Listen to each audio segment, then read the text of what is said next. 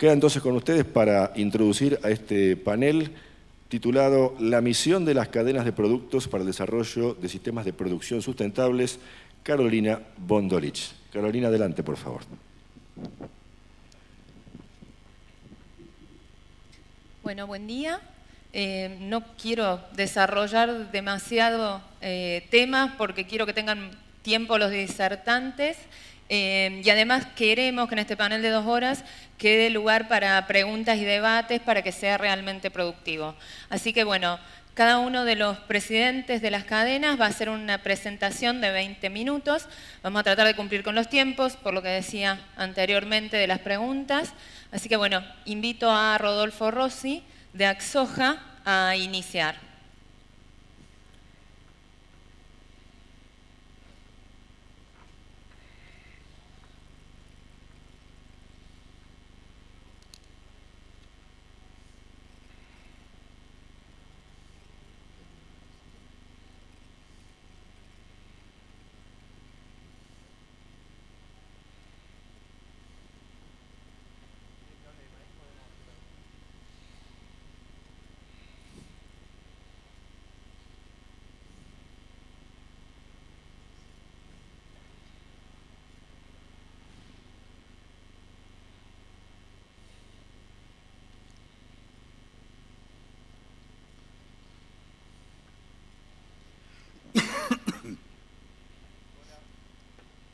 Hola, hola.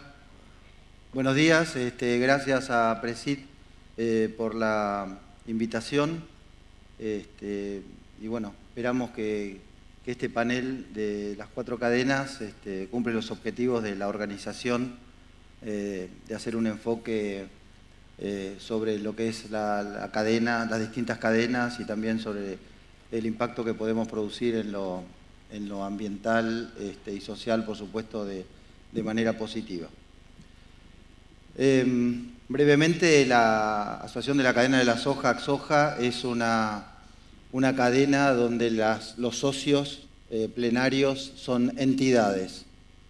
A diferencia de otras cadenas, nuestra forma de organización, desde el primer estatuto desarrollado hace ya 10 años, que cumplimos en los próximos meses, implican los 6 grandes sectores como la ciencia, los insumos, los servicios, la producción, la parte comercial, la industria y los usos, que nuclean aproximadamente a 30 y pico de entidades, lo que hace, digamos, que las decisiones que se toman en base a los representantes de las distintas entidades estén buscando permanentemente un consenso en los distintos temas.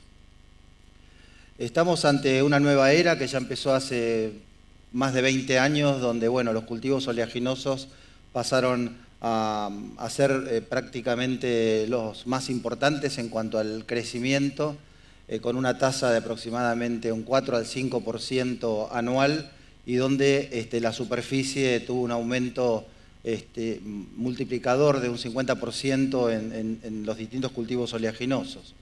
Acá se puede ver con azul básicamente lo que es la soja, que obviamente es una producción netamente americana y exportación netamente americana a los distintos países de consumo del mundo, viendo a los 2 grandes competidores como el aceite o los productos de la palma y de la colza. El flujo del comercio internacional está muy claro. Tenemos lo que llamamos aspiradoras, que están fundamentalmente en el sudeste asiático, que hacen más a lo que tiene que ver con el grano, donde ahí Estados Unidos y Brasil son los que más aportan en lo que hace al grano sin industrializar. Y después tenemos los mercados de aceite, que también en el sudeste asiático son los que los compran y donde Argentina ahí tiene un papel fundamental. Y en lo que hace a la harina de soja, Europa sigue siendo, si bien ya no tiene los porcentajes de hace algunos años, explica más del 50% de las importaciones de las harinas de soja, donde Argentina tiene un rol fundamental. Cuando uno analiza en un corto plazo, de acá a unos 8 años, 10 años, vemos que la demanda de soja, acá está hacia la izquierda la harina, sigue creciendo. En el caso del aceite está un poco más aplanada, pero acá está el tema del biodiesel, que de alguna manera hay un reemplazo de lo que es el aceite a lo que es el biodiesel, fundamentalmente en lo que es la exportación argentina. Las dos grandes secciones que hay, tanto del lado de la proteína como del lado del aceite, corresponden a la Argentina. O sea, la expectativa que tiene el mundo para los próximos años, básicamente es el mismo año donde se ha elaborado el PEA, el Plan Agroalimentario, es que la Argentina siga participando en forma importante en los mercados de exportación. La Argentina vino creciendo, como se ve en este cuadro, en los últimos 13 años de una forma importante. La raya roja es la producción. Siempre en la Argentina el sector productor fue el driver, no fue el que fue manejando, digamos, a todo el sector sojero. Pero ya hace unos años las fuertes inversiones, quizá mayores a las necesarias, o que hoy, como vamos a ver, tienen una gran capacidad ociosa, hoy realmente es mucha más la capacidad de proceso que las producciones que estamos logrando en los últimos 3 o 4 años. Hay una buena noticia en los últimos años, si bien ha habido idas y vueltas en este negocio del biodiesel, sea por barreras arancelarias o por la propia, digamos, las propias legislaciones locales, sean a nivel impositivo o a nivel de integración a lo que es el biodiesel nacional, fue un crecimiento espectacular y Argentina en 4 años se convirtió en el primer exportador de biodiesel, y suponemos que en función de las inversiones que se hicieron es un camino que se va a seguir desarrollando fuertemente en los próximos años, y en lo que hace a biodiesel de soja, Argentina va a cumplir un rol seguramente mayoritario en este negocio. Analizando los temas de la competitividad, esto más que nada lo que busca es mostrar que la soja no es solamente un producto de un hecho global, donde hay un sector que demanda a nivel internacional y una región, básicamente la región del Mercosur, que responde a esa necesidad, digamos, de productos de soja. Nosotros pensamos que tenemos 3 grandes sectores de la competitividad. Por un lado es la producción agrícola innovadora con alta competitividad estructural. Tenemos un paquete tecnológico de punta. En el caso del mejoramiento genético, variedades adaptadas, con cierta introducción de biotecnología que no escapa a la que se realiza en general en otros países competidores. Una rapidez para superar epifitias que tienen la respuesta en el sector de semillas, ¿no? En epifitias como el cancro del tallo o mancha ojo de rana en la zona pampeana, que reacciona rápidamente con el desarrollo de variedades resistentes. Tenemos el manejo por ambiente como una manera, digamos, de mejorar la productividad. Una gran industria metalmecánica que, si bien hoy está en problemas, estructuralmente es una industria solamente para abastecer el mercado, sino también para exportar. Una alta contribución de la siembra directa en lo que es la emisión de carbono y una complementación en lo que es la capacidad de almacenaje, donde si bien no se ha construido instalaciones fijas en un nivel necesario, sí hoy lo que comúnmente llamamos silo bolsa es un factor importante de competitividad y de manejo comercial por parte del productor. Después tenemos un impacto que sabemos tiene que ver con los recursos humanos, el empleo y el desarrollo regional, en toda la cadena, desde la parte de ciencia y tecnología hasta la parte, digamos, de los avesados comercializadores a nivel internacional. Los recursos humanos argentinos son de primerísimo nivel. Tenemos una elevada contribución de ingresos fiscales. De esta manera, estos ingresos fiscales, llamémosle por el lado retenciones que se devuelven a algunos municipios, etcétera, independientemente de calificarlos si esto es bueno o es malo, hay una contribución importante de la soja para las a veces escasas disponibilidades financieras de los municipios. Y una elevada generación del empleo regional, no solamente es la zona Rosa Fe donde está la industria, sino sabemos que cómo ha traccionado en las épocas buenas que hemos tenido hasta lo que fue la crisis del 2008, donde hubo un desarrollo humano muy importante en gran parte de la región productiva en base a lo que traccionó la soja. Después está la competitividad netamente de la agroindustria, las plantas que son las de mayor tamaño a nivel internacional, tenemos ubicados los puertos de manera estratégica, eso quizá viendo una parte negativa prácticamente toda la soja se procesa en la provincia de Santa Fe, siendo las otras provincias y fundamentalmente Buenos Aires y Córdoba, que son las más productoras en este momento, no tienen la capacidad de crushing que tenemos en las cercanías de Rosario. Tenemos una eficiencia en la diversificación productiva, si bien no es, como ya vamos a ver, el ideal, se ha diversificado en determinados productos. Una alta competitividad estructural, por lo que significa la hidrovía. Las empresas, las organizaciones, los institutos, las universidades que trabajan en la cadena de la soja, diversas formas de articulación que hay en la cadena, tratando de buscar los consensos en los temas más picantes que nos toca trabajar. La existencia de acceso a la financiación, canjes entre distintos miembros de la cadena. Un ejemplo es, por ejemplo, lo que es el canje por productos, que en otros países no es tan extendido, si bien el tema de financiación lo vamos a ver también como una debilidad. Dentro de las debilidades nosotros teníamos en la cadena de soja una larga lista. De la gran lista hicimos un ejercicio y el 70% de las debilidades son compartidas con el resto de las cadenas. Son las mismas que seguramente otras cadenas hoy van a pronunciar. Yo me voy a referir concretamente a la soja. Tenemos una capacidad industrial subutilizada, esto ya pasa a ser un gran problema de un aumento de costos, una necesidad de un anillo circunvalar que nunca se hizo, que nunca se terminó, ya prácticamente es inmanejable el transporte hacia los puertos en los últimos años. La capacidad de la producción energética insuficiente, tenemos cortes de gas, de luz, etcétera, que aumentan los costos de producción como efecto directo. Una baja oferta de herramientas de financiación bancaria, ya solamente esa regulación del Banco Nación, que a un productor de soja no le puede prestar plata, es un ejemplo. Y la exclusión de la soja del régimen de admisión temporaria, que esto ha contribuido a que incluso no podamos producir proteínas o harinas de buena calidad al utilizar como mezcla producciones que se derivaban del caso de Paraguay o Bolivia.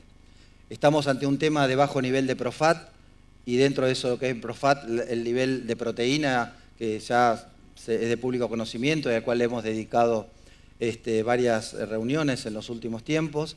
Hay un bajo porcentaje del Producto Bruto invertido en la investigación. Cuando hace uno un esquema de investigación en soja a nivel internacional, Argentina es el país que menos invierte. Solamente para tener una comparación, Corea, que prácticamente no produce soja, tiene creo que 10 a 20 veces más recursos en inversión en investigación.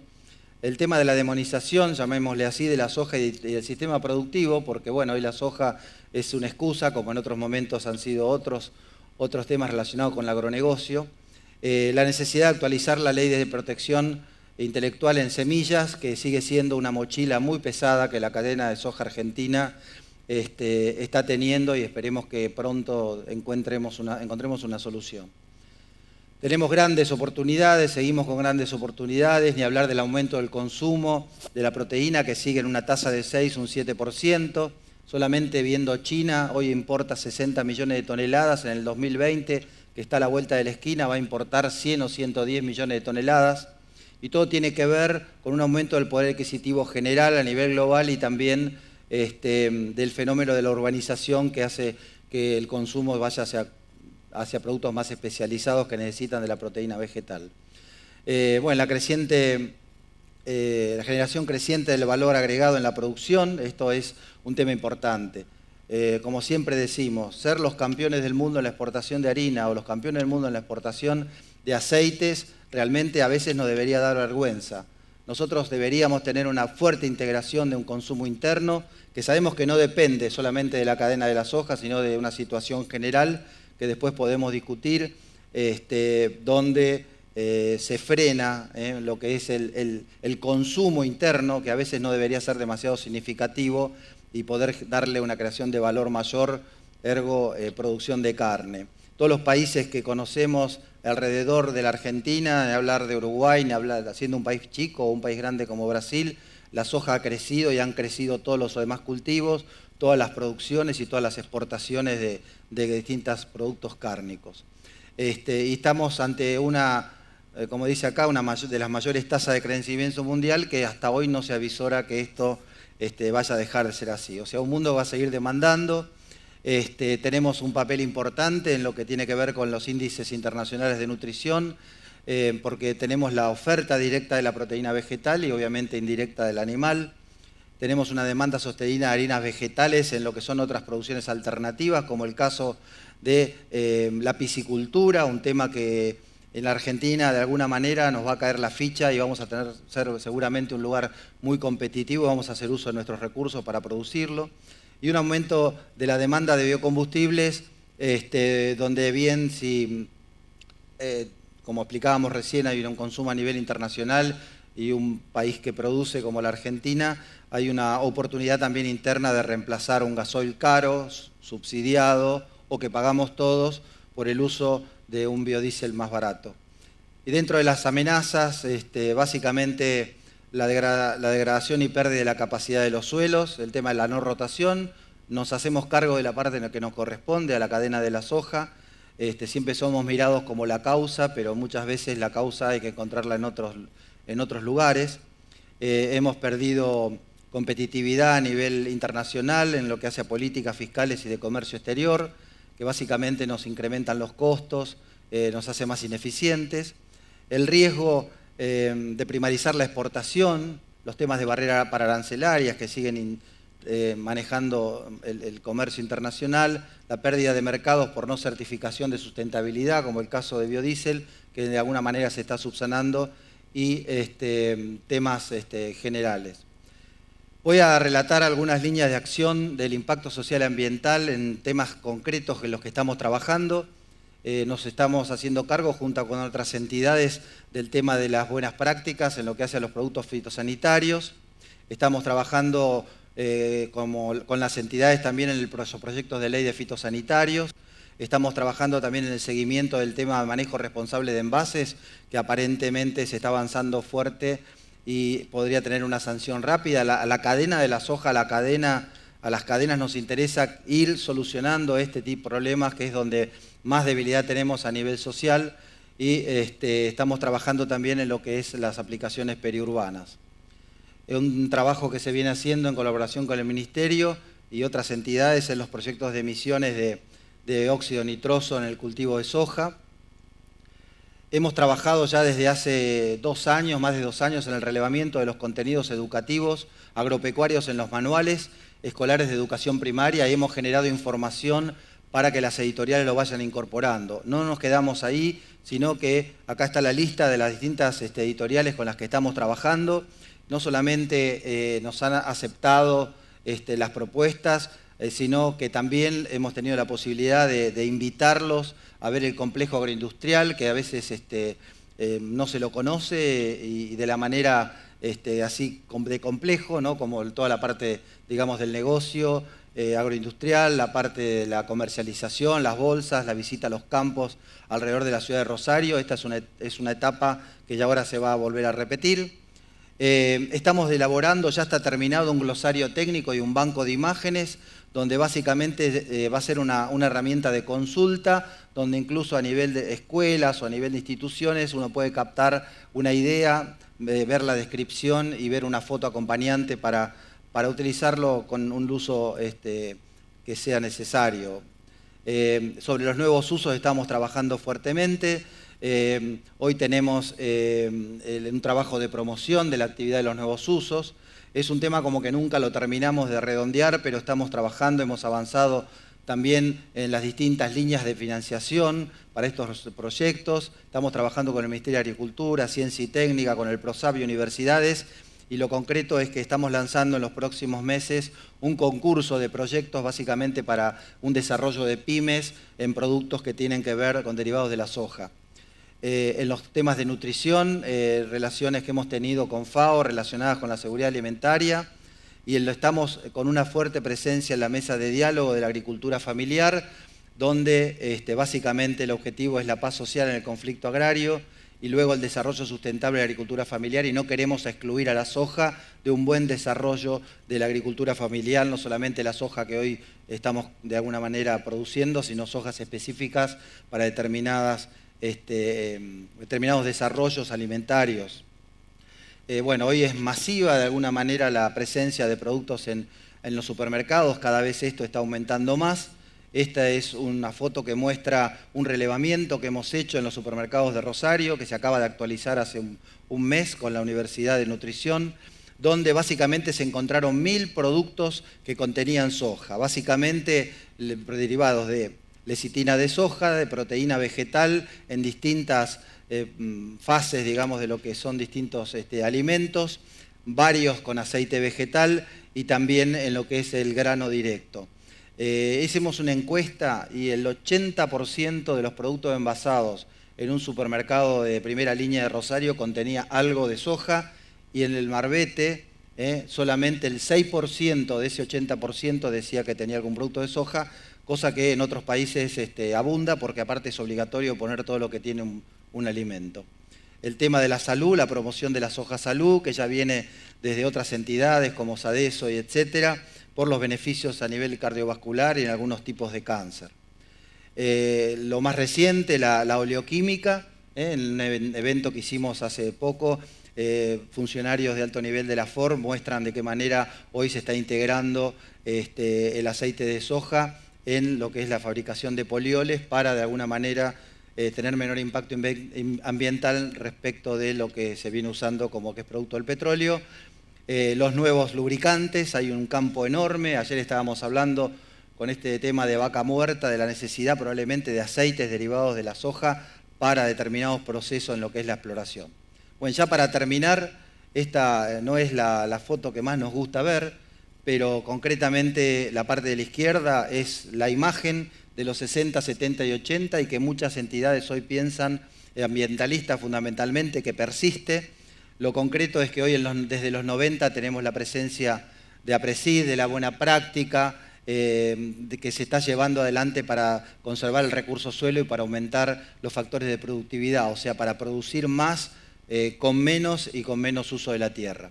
Y en ese tema, Axoja ha sido fundador y es miembro de la Ronda de la Soja Sustentable, donde básicamente hay principios que tienen que estar relacionados con la buena práctica en los negocios, con las condiciones laborales de los trabajadores, con las relaciones con la comunidad, ser ambientalmente responsables y las buenas prácticas agrícolas.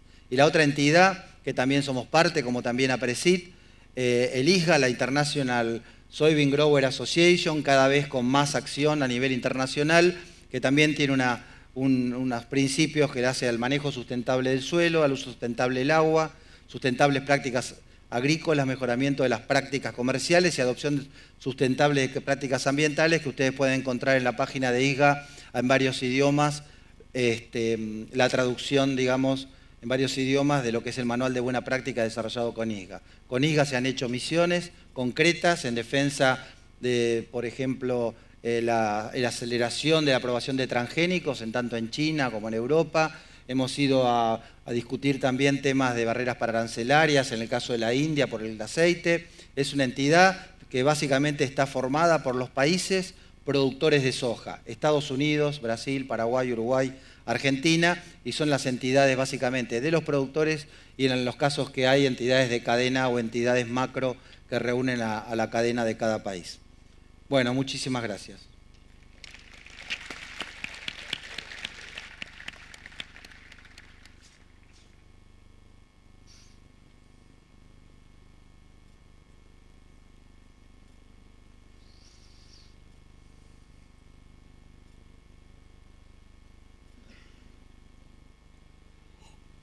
Tenía los ojos de ella que me estaban...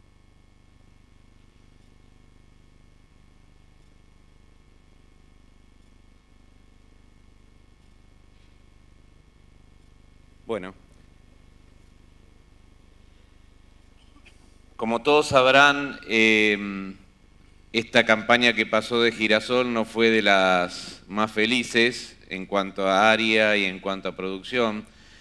Voy a detenerme unos minutos inicialmente para explicar qué fue lo que pasó en estos 10 últimos años o en los últimos años y cuáles son después las perspectivas o qué es lo que vemos a futuro. Desde el año 70, o sea, hace 40 años, el girasol fue creciendo en cuanto a su área de producción hasta fines de siglo, hasta el año 99-2000.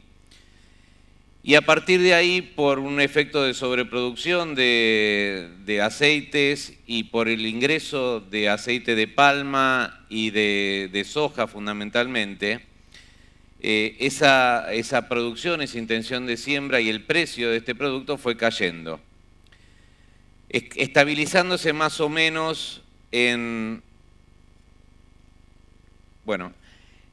alrededor de 2 millones de hectáreas y una producción de 3,5 millones, que más o menos es un punto de equilibrio, si bien existe capacidad ociosa, como también sucede en la soja, en las plantas de molienda, es un punto donde hace viable toda la industria aceitera de girasol, ¿no? Con esa producción el abastecimiento interno está totalmente cubierto y también la exportación, ¿no? Todo lo que se produzca por encima es exportable. Pero también la exportación argentina ha caído en los últimos años. Esto parece el gráfico de una de las empresas, un balance cada vez peor. Y desde el año 99 que tuvimos ese pico hasta ahora, hemos caído significativamente. De exportar 1.800.000 toneladas, estamos en 350 a 400.000 toneladas. Con esta exportación se empiezan a comprometer la continuidad de muchas de estas plantas.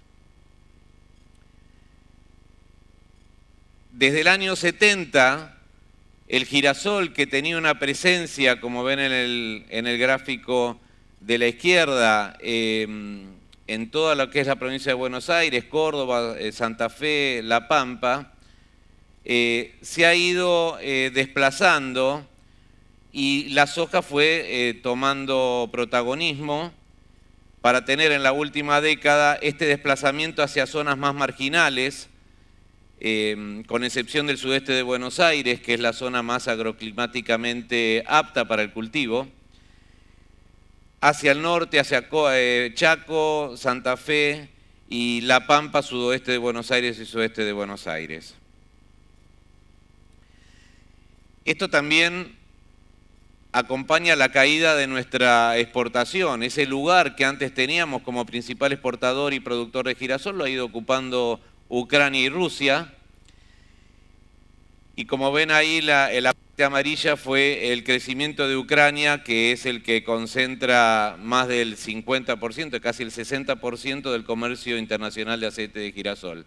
Este no es un dato menor, porque sabemos lo que está pasando en ese país y es probable que también eso impacte en la producción de girasol finalmente. En síntesis, ¿por qué perdimos ese liderazgo que teníamos a principio de esta década? Ya les expliqué, la palma y la soja entraron en el mercado oleaginoso. Hubo un crecimiento en la producción de Rusia y Ucrania, fundamentalmente porque después de la caída política de la Unión Soviética, mejora la tecnología y además hay una ventaja comparativa de fletes entre lo que es el Mar Negro y los países consumidores, principalmente Europa, y nuevos países que se han integrado en los últimos años como India y Egipto. Hay otro problema que también ha influido en los últimos años, menos en estos últimos tiempos porque Europa ha sido abastecida principalmente por el Mar Negro, y que son restricciones de la Unión Europea a residuos de insecticidas. Ellos tienen unas normas muy exigentes en cuanto a residuos de insecticidas, y que hay que aclarar que estos residuos, si bien están en el aceite crudo, en muy bajas proporciones, cuando se refina ese aceite desaparecen, ¿no? Nosotros exportamos la mayoría del aceite a granel crudo, que es como se recibe en los países que después lo refinan y lo industrializan. También hay causas internas. La principal, y después lo vamos a ampliar, son los aranceles de exportación. Aranceles que son actualmente del 32% para grano y 30% para el aceite. Un arancel que nos ha comprometido en cuanto a la competitividad del cultivo y en cuanto a la posibilidad de aplicación de tecnologías. Esto nos ha dejado en una situación complicada frente a otras alternativas. El productor busca inicialmente su rentabilidad y sus márgenes y en algunas zonas se orienta a otros cultivos que antes fueron zonas girasoleras, manteniéndose la presencia del cultivo en aquellas áreas donde la soja o el maíz tienen problemas de producción por problemas climáticos y déficit hídrico fundamentalmente. El tema que nos ha desvelado en los últimos 4 o 5 años y que ha ido creciendo a lo largo de este tiempo es el daño de aves, palomas medianas principalmente. Ha causado la disminución drástica del cultivo en las provincias de Córdoba, de San Luis, con problemas también en el norte de La Pampa y actualmente también creciendo en lo que es el norte de Santa Fe y Chaco. Es difícil, hay que convivir con la plaga, no va a desaparecer de un día para el otro, pero es necesario ahí sí articular esfuerzos públicos-privados para ver de qué manera podemos tener técnicas de manejo que nos permitan tener un cultivo viable. Esta es la foto rápida de lo que fue la campaña pasada, 1.300.000 hectáreas, 2 millones de producción de grano. Acá ven que el 97, casi el 100% se procesa, se le da valor agregado en nuestro país y solamente el 5%, menos el 2-3% se exporta como grano, fundamentalmente como semilla descascarada, confitero, prácticamente nada por una cuestión de costo de flete y de peso del girasol que complicaría ese costo. El consumo interno de aceite ha crecido en los últimos años y hoy en la última campaña llegó a significar casi el 70%, siendo el 70% el consumo de girasol en la mesa de los argentinos. Después hay otros aceites, oliva, soja o mezclas. Pero el 70% significa más o menos 570.000 toneladas, que en la última campaña fue un porcentaje muy elevado, quedando un saldo exportable muy bajo, ¿no? Harina prácticamente se consume en el país, es muy bajo el porcentaje, y la exportación, ven, son 120.000 toneladas, con lo cual no es significativo el aporte de exportación de harinas. ¿Cuáles son los desafíos de la cadena en cuanto a mejoras agronómicas, en cuanto a lo económico y a los problemas de mercado? Incrementar la competitividad del cultivo significa achicar la brecha que tenemos de la producción ideal, de los rendimientos máximos que tenemos en ensayos, y hay un montón de prácticas que se ven limitadas cuando nosotros tenemos limitantes financieras y limitantes de rentabilidad, porque tratamos de achicar ese paquete tecnológico. Es una reacción del productor ante una situación de escasa rentabilidad. La incorporación de alto oleico, de confitero y híbridos CL han favorecido el control de malezas, con lo cual un problema que antes teníamos como rechazo a la siembra del girasol se ha ido mejorando y se ha logrado tener cultivos limpios y aprovechar 100% las reservas hídricas. Se ha avanzado en genética. Quiero aclarar que Argentina es el principal exportador de genética de girasol del mundo.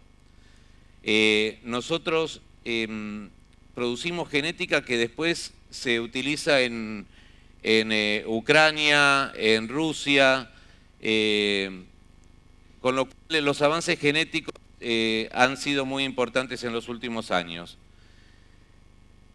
El tema de lograr una aceptación social de las nuevas tecnologías, principalmente lo que son los transgénicos, si bien son importantes en otros cultivos, es bueno hacer mucha docencia en cuanto a estos temas porque son una traba también para mejoramientos genéticos que no sean transgénicos. Aclaro que el girasol tiene una complicación para incorporar transgenia porque la zona de origen del girasol son zonas de Estados Unidos, entonces hay que tener mucho cuidado con hibridaciones con girasoles silvestres. Eso ha limitado bastante la adopción de organismos genéticamente modificados en girasol, además de que uno de los principales compradores de aceite de girasol es Europa, que tiene las mayores restricciones al respecto. Otro de los problemas, ya lo expliqué antes, es resolver los residuos de insecticidas en aceite crudo, derivado principalmente del control de insectos en almacenaje y en el transporte de grano. Y las estrategias de siembras en zonas con daños de aves.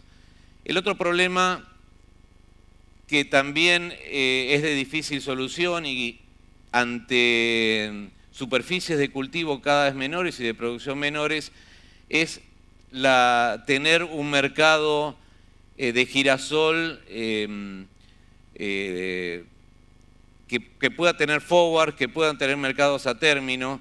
Todos sabemos que cuanto más se achica el mercado, es más difícil tener precios a término porque es muy difícil entrar y salir, o sea, la movilidad en los mercados es complicada.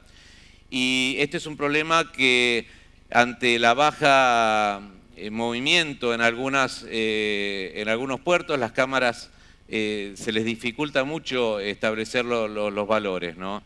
Entonces, la mejor manera de que podamos tener valores y precios y un mercado más fluido y transparente es aumentando la producción. Esto lo voy a pasar muy rápido, pero hicimos un trabajo y es uno de los pedidos que hemos realizado ante el Ministerio de Agricultura de lograr una rebaja del 50% del arancel de exportación actual. Y como ven en la campaña pasada, con 1.300.000 toneladas y una exportación de 300.000 toneladas un poco menos de aceite, de grano, la recaudación fue de 91 millones, no llega, es mucho menos del 1% de lo que se recauda en retenciones de todo el complejo agrícola en Argentina. Si vamos por hectárea, sobre el 1.300.000 son 2.300.000 dólares, y así vemos cómo es la pérdida del productor. No olvidemos que si se exporta muy poco, el ingreso por aranceles de exportación es sobre lo exportado, pero tiene un efecto directo sobre el precio interno porque es el precio de referencia. Entonces, el mercado, todo lo que va al mercado interno también paga indirectamente retenciones porque su precio interno baja. Entonces, cuando lo llevamos a la pérdida por hectárea, por vigencia del 30% de derechos de exportación, estamos en 230 dólares por hectárea. Si reducimos a la mitad, son 116 dólares por hectárea de ingreso adicional que tendría el productor.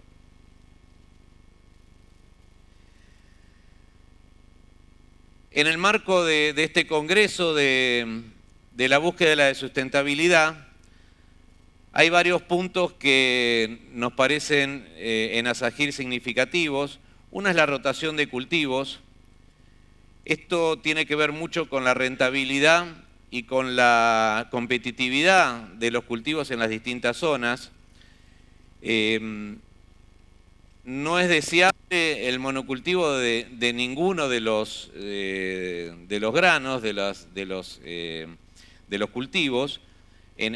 Hace 20 años, cuando yo empecé a desarrollar mi actividad productiva en La Pampa, el 70% era girasol, con las consecuencias que tenemos de enfermedades, de extracción selectiva de nutrientes. Y el tema de la rentabilidad hace que también, como dije antes, no se adopten las mejores tecnologías, ni tampoco se repongan nutrientes. De las 3 patas de la sustentabilidad, la productiva, la económica y la social, lo que está haciendo ahora el productor es tratar de mantener su permanencia en la actividad, con lo cual empieza a haber problemas en las otras sustentabilidades, en la sustentabilidad productiva porque el suelo se va deteriorando, en la sustentabilidad social, porque hay problemas, por ejemplo, internos de la cadena. Les puedo decir que ha cerrado una de las plantas hace cosa de un mes, con el impacto sobre fuentes de trabajo. Así que es un tema complejo, pero que tiene mucho que ver con la rentabilidad.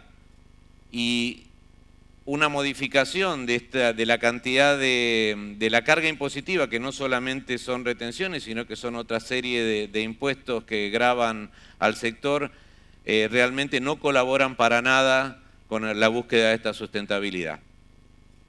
Hay otro problema que surge de la proliferación de malezas resistentes. Se están utilizando muchos activos residuales y el girasol es uno de los cultivos más sensibles a esta residualidad. Ya sea de una campaña a otra, como también residuos en los tanques de las fumigadoras previos a la aplicación en un girasol. Entonces estamos encontrándonos con limitaciones al respecto que en algunos casos han llevado a la pérdida total del cultivo. Tenemos que trabajar mucho en eso, en ver cuál es la rotación probable de cada zona para no tener problemas al año siguiente o no limitar la rotación que uno puede llegar a hacer de acuerdo a las conveniencias anuales que tengamos de precios de los distintos cultivos o de una rotación preestablecida. ¿Cuáles son los compromisos que tenemos como asociación? El principal es mantener al girasol como una alternativa rentable y competitiva, principalmente en aquellas zonas más marginales, más débiles, en las cuales otros cultivos no tienen la nobleza y la estabilidad de rendimientos y la capacidad que tiene el girasol de aprovechar al máximo por su exploración radicular el contenido hídrico del suelo. El otro tema es responder a la demanda interna de aceite. Ya les anticipé que el 70% del aceite que consumimos es de girasol. Entonces es difícil que esa cantidad de aceite que requiere el mercado interno esté comprometida porque hay suficiente. Lo que está comprometido es la exportación porque es el saldo después de abastecer al mercado interno. Entonces es importantísimo aumentar y mantener una producción estable para poder dar continuidad a las fuentes laborales del complejo aceitero. En una última reunión que tuvimos con el gremio aceitero en el Ministerio de Agricultura, manifestaron ellos que hoy dependen del girasol, de la molienda de girasol, 2.000 trabajadores. No es una cifra menor y esos también son parte de nuestra cadena productiva. Antes de terminar, quería hacer mención de algo que por ahí muchos no estuvieron presentes de ayer, pero fue importante la participación de las gremiales, de las cadenas, de asociaciones técnicas de ACREA, Producir Conservando, de FADA, de gremiales, de trabajadores agropecuarios, porque son señales que damos internamente y externamente. Internamente porque nosotros, si queremos y deseamos que se busquen consensos y trabajar en políticas públicas privadas articuladas, tenemos el compromiso de hacerlo entre los distintos eslabones, entre los distintos actores del sector. Creo que es un camino que no carece de dificultades, pero es posible porque la parte del vaso lleno es muy superior y casi es muy poco lo que tenemos del vaso vacío. Por otro lado, también es un mensaje externo, y esto es un mensaje al gobierno para decirles que todo el sector tiene una política común en muchas de las cuestiones que afectan al sector, y es un mensaje para los que a partir del 2015 van a tener la responsabilidad de manejar los destinos de este país. Creo que fue una señal de unidad que tenemos que seguir trabajando y acrecentando. Muchas gracias.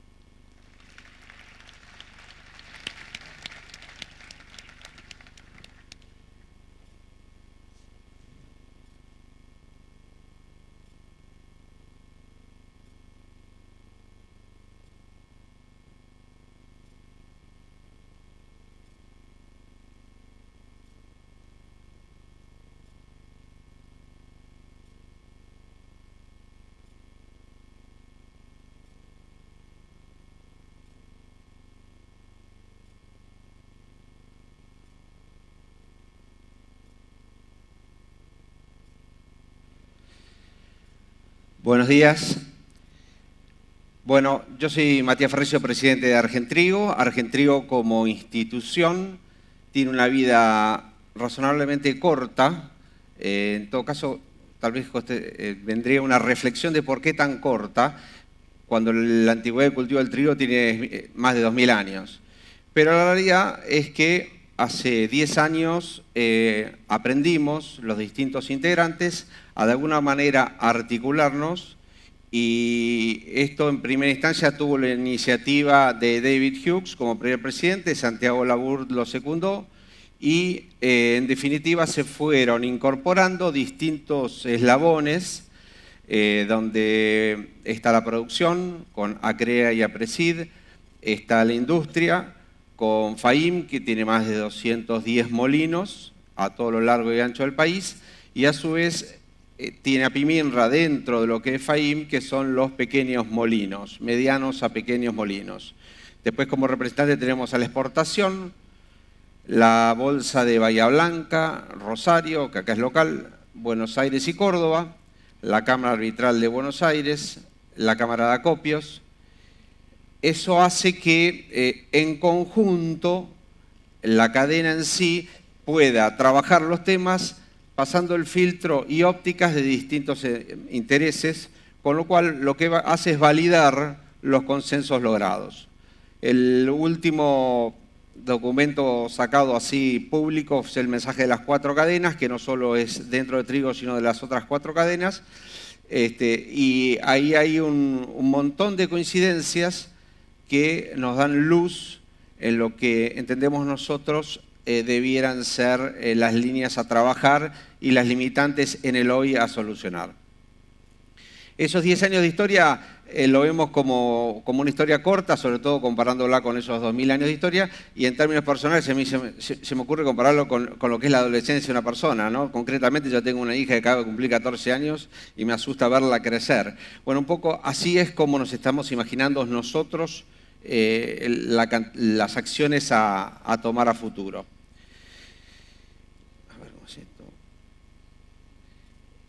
Como dinámica vamos a tratar de hacer un poco un relevamiento de historia, o sea, de qué venimos, dónde estamos y sobre todo hacia dónde vamos. Sobre todo que en el caso del trigo estamos bastante cascoteados en cuanto a que tenemos la mayor cantidad de dificultades que no podemos solucionar o destrabar. La primera de ellas es que es un indicador muy claro, que es la superficie sembrada. Luis hablaba hace un rato de la necesidad de la renta para poder llevar adelante una actividad. Resulta ser que cuando uno ve la serie, ve que está en los últimos 100 años, los 2 de menor siembra están en los años recientes, con lo cual evidentemente algo pasa, ¿no? Esta es una oportunidad de aprendizaje, y así como cadena lo venimos madurando, nos estamos, digamos, rumiando y viendo que la manera de ver las cosas no hay otra más real y constructiva que el buscar las relaciones ganar-ganar entre los distintos eslabones, ¿no?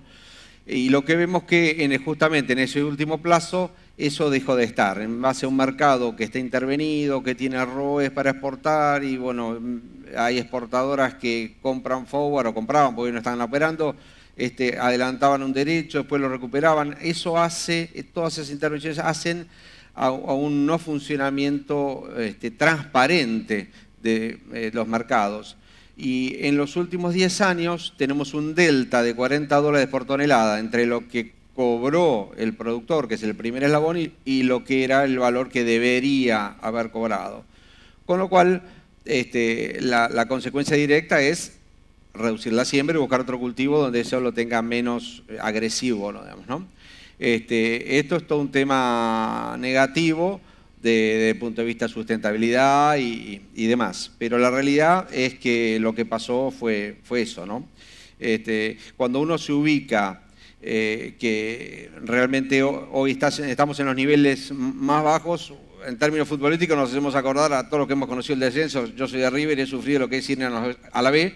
Bueno, en este caso estamos en algo complicado si vemos la foto del hoy. Por lo cual debemos ver un poquito para atrás para proyectarnos para adelante. Lo concreto en el tema de siembra es que hoy está terminando, estaremos en una campaña de 4,2 millones de hectáreas, muy baja por cierto, y en este concepto en particular lo que nos topamos es que mirando para adelante nos cambian los referentes con los cuales tenemos que empezar a hablar los temas para la próxima campaña que se empieza a cocinar en marzo. Y como todos los temas que se trabajan tienen respuestas lentas, lo que es claro es que con los que tenemos que hablar para lo que va a ser la intención de siembra el año que viene, que se va a vender con otro responsable de conducir los destinos del país, van a ser tal que traiga, quite incertidumbres arriba de la mesa y nos dé un poquito más de certeza ya de por lo menos el eslabón de la producción, que ya tiene la variable clima, no agregarle otras adicionales, ¿no? Bueno, referido al tema dónde se produce el trigo y dónde está la industria, nosotros producimos entre 10 y 20 millones de toneladas, vaya variación, pero es la realidad. Y tenemos las industrias que no se mueven con rueditas, sino que están localizadas en determinados lugares. Con lo cual vemos que en la zona centro del país es donde hay mayor cantidad de industrias molineras y hay una buena cantidad de producción. Está un poco más desbalanceado lo que es el sudeste, sudoeste y el norte INEA. Con lo cual, nosotros acá lo que tratamos de cuantificar en los trabajos que hacemos son lo que llamamos costos transaccionales. Es decir, una industria que tiene que salir a comprar un producto, no es lo mismo comprarlo a 100, 150 kilómetros de distancia que fletarlo de 600, 800 kilómetros como ha pasado. Entonces, eso terminamos cargando costos arriba del lomo que terminan desluciendo el negocio y no pudiendo sacarle todo el lustre que se merece. Con lo cual nosotros nos estamos imaginando que el NOA concretamente, el Belgrano Cargas es una herramienta fundamental para poder trasladar su producción en términos de costos razonables de logística. Incluso puede ser una alternativa de exportaciones a Bolivia, Perú, donde después vamos a ver qué nivel de relación tenemos con esos países. Sudeste y sudeste tiene Bahía Blanca y Quequén, digamos, Quequén no en buenas condiciones para operar, pero con poca cosa se lograría, con lo cual esa es una ventaja que tendríamos que saberle sacarle provecho. En lo que es exportación, obviamente, si uno produce entre 10 y 20 millones de toneladas y necesita 6 para el mercado interno, más un poco de semilla, y la realidad es que va quedando flujos muy variables en cuanto a exportación, que es lo que muestra este gráfico, y eso nosotros, si lo vemos históricamente, sabemos que hemos exportado 12, 13 millones de toneladas y es a donde tenemos que apuntar, a pesar que ahora estemos en niveles de 2, 4 millones de toneladas, ¿no? Y esto es un tema que a nosotros nos cuesta entenderlo, pero mucho más les cuesta entender a los que están como países vecinos, caso concreto Brasil, que Brasil necesita 6, 7 millones de toneladas, estamos nosotros en condiciones ecológicas perfectas para solucionarlo y la realidad es que no le estamos encontrando la vuelta. Bueno, estos son dentro de los temas que hay que hablar ya directamente con las próximas autoridades y con las actuales, terminar de destrabar esto que queda. El caso de la participación de Argentina en el mercado brasilero, como decíamos, dejó de ser mayoritaria. Hoy hay, digamos, intereses que se están gestando, con el caso concreto de Estados Unidos, que le viene insistiendo fuertemente para que le reciba todos los años mercadería. Y bueno, ese es uno de los temas que tenemos que remontar. La realidad es que nosotros, en términos competitivos de lo que es exportación, lo que es Brasil, estamos con buenas condiciones, al igual que los países más cercanos de Sudamérica. A medida que nos vamos alejando, se hace un poco más complicado. Muestra la participación de Brasil junto a al resto de todos los otros países a los cuales exportamos. El caso puntual de Brasil tiene como dos situaciones, que son Brasil Sur y Brasil Norte. Brasil Sur consume cerca de 70 kilos por habitante por año, produce algo, produce aproximadamente el 50% de lo que necesita, compra teóricamente de nosotros u otros países, mezcla y elabora. El caso del trigo que necesitan en el norte, ahí es distinto, pues no lo producen, el consumo es menor, 20 kilos por habitante. Y bueno, la realidad es que son como dos mercados distintos a los cuales tenemos que abastecer. Cuando nosotros decimos, bueno, macanudo, a Brasil podemos mandarle 6 millones de toneladas, las otras 6, ¿dónde las colocamos, digamos, no? Y a medida que nos vamos alejando del radio de producción, es como que empiezan a aumentar las dificultades. Por eso decía que el caso, aparte de Brasil, tenemos Bolivia, Perú, con un nivel de ventajas. A medida que nos vamos alejando, el caso de destinos que sería muy bueno lograr, que es el caso de México y Costa Rica, donde Estados Unidos llega fuerte. Hemos exportado a África, y de ahí en más es como que, si ven los costos de transporte cómo inciden, que nos hace más cuesta arriba. En definitiva, la mitad iría a Brasil y la otra mitad repartida en lo que es el resto de Sudamérica, África, Argelia, Marruecos, Egipto. Acá no está nombrado China, que es un nuevo actor, en el sentido de que no es que no haya importado antes, sino que lo que está haciendo es, al igual que en otros productos, importando más fuertemente, ¿no? Hoy es cerca del tercer importador de trigo. Bueno, el tema de visión, ¿con quién nos sentimos que la compartimos? Nosotros partimos con GPS, que es, digamos, una institución donde Eduardo Serantes, Marcelo Reguna, entre otros, vienen elaborando el concepto de liderazgo alimenticio que tiene la zona del Cono Sur. Claramente en soja, en carnes, trigos también sería el caso. Y vemos que tenemos tierra para seguir avanzando. Y el tema de las tierras perdidas por subdesarrollo, para playas de estacionamiento, crecimiento de ciudades, es un problema que no es tan grave como en las otras. Eso lo que nos da es una mejor capacidad competitiva como región, y está bueno que lo sepamos. Busquemos esas coincidencias, ya sea dentro de las cuatro cadenas como el resto de los países, para tener estrategias comunes de comercialización.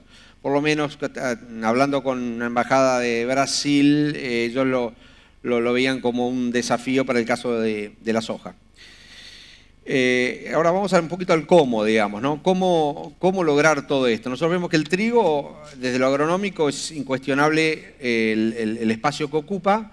por cobertura, porque, digamos, alterna muy bien con leguminosas, con soja, por ejemplo, o con girasol. Y la realidad es que la visión de la FAO, donde tenemos que dar de comer a un mundo, tiene que ser idealmente manteniendo las tres patas de la sustentabilidad, que son el medio ambiente, cuidar el medio ambiente, cuidar lo económico, que sea viable, y lo social. La manera de tener un desarrollo sostenible en el tiempo es respetando esas tres patas. Entendemos que este es un concepto muy seguro, digamos, y realista, digamos.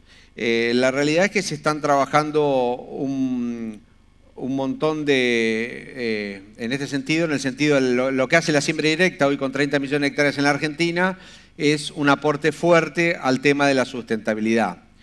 Lo que se ha avanzado en los últimos años, 20 años, en el uso de fitotóxicos de grado 4, cuando antes eran mucho más agresivos, también da un aporte en este sentido a la sustentabilidad y hay que transmitirlo como tal.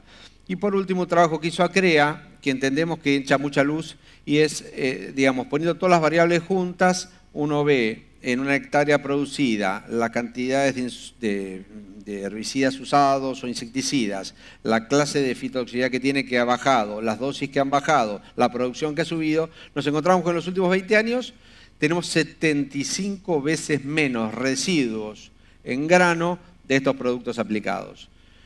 Esto es una notición, esto es algo que entendemos debiera difundirse más. Por supuesto que no quita seguir avanzando en la ley de envases, fumigaciones periurbanas, etc.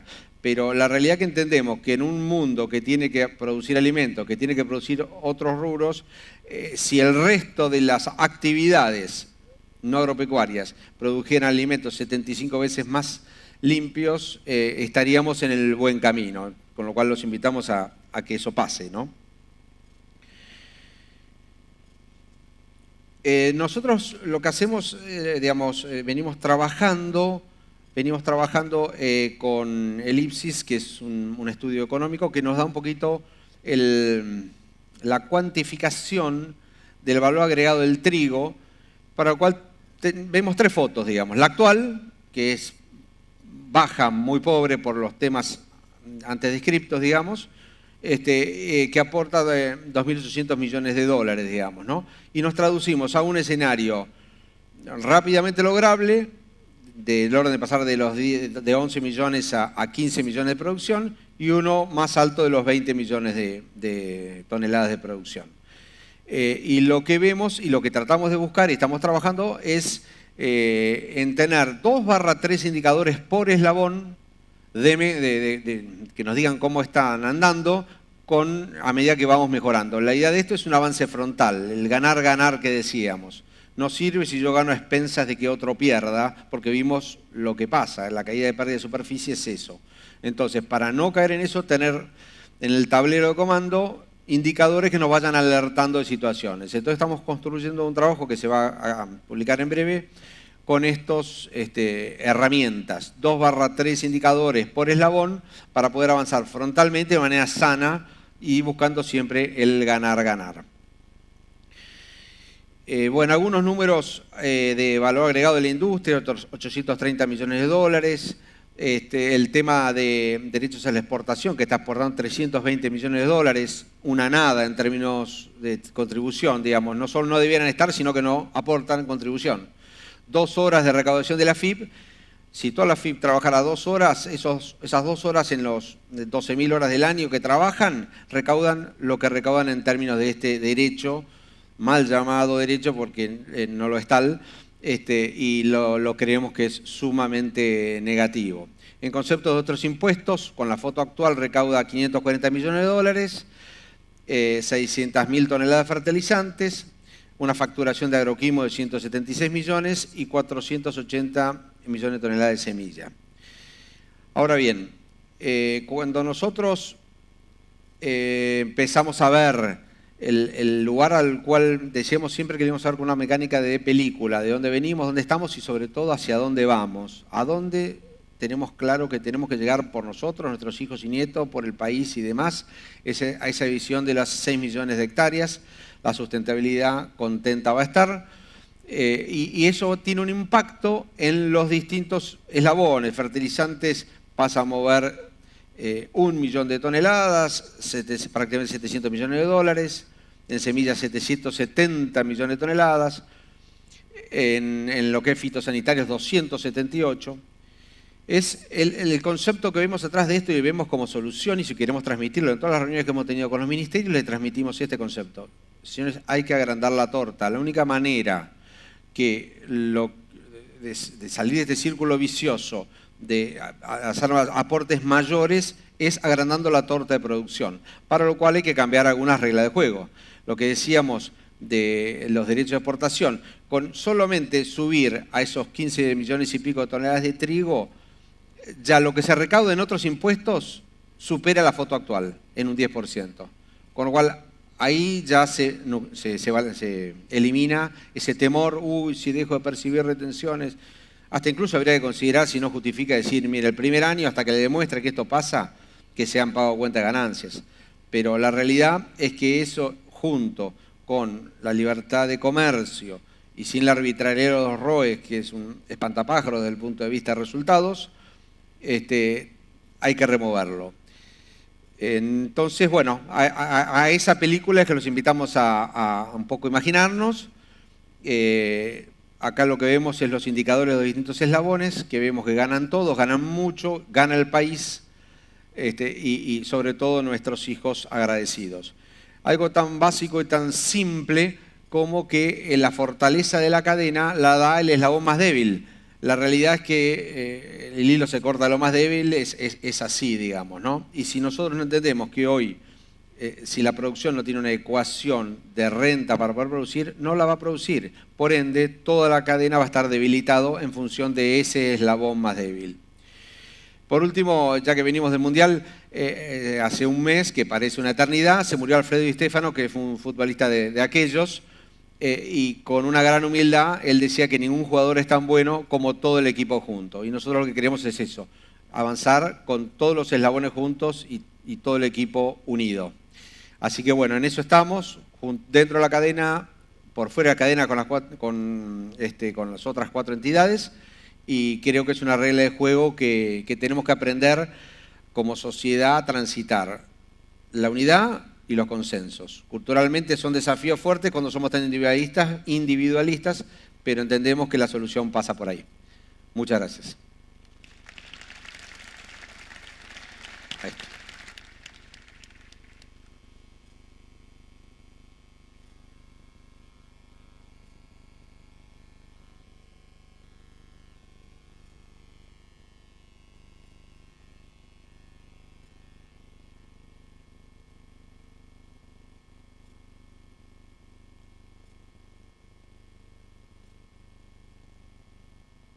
Buenos días. Creo que es extremadamente injusto tener que empezar a hablar a esta hora.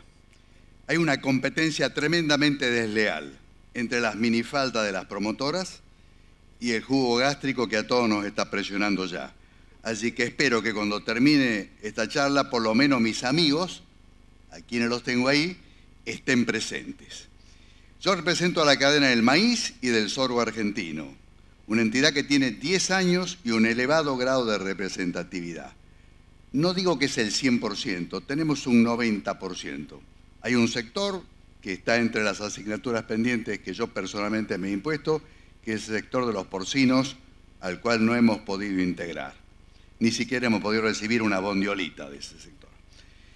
Yo creo que el maíz, mejor dicho, el siglo pasado fue el siglo del petróleo. Marcó la economía, marcó la guerra, marcó el destino del mundo.